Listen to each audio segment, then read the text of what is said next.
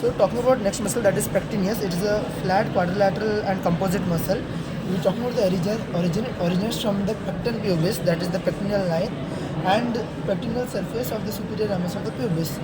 And it also originates from the fascia covering the pecten. Next, talk about the insertion. Pectineal line extending from the lesser trochlear line as prey of the femur. Now we will speak about the origin and insertion of adductor brevis. Its origin starts from the anterior surface of the body of the pubis, and it insert line extending from the lesser trochanter to the linea aspera of the femur.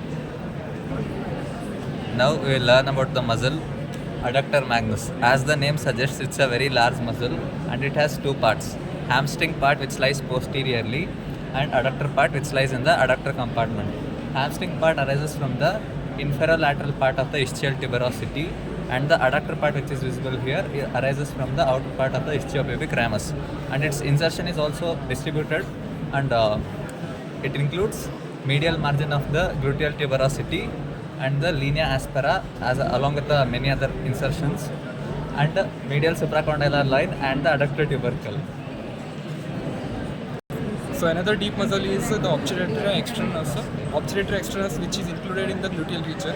Talking about the nerve supply of these muscles is all muscles are supplied by the obturator nerve, except the pectineus muscle, which has dual supply from the femoral nerve and the obturator nerve.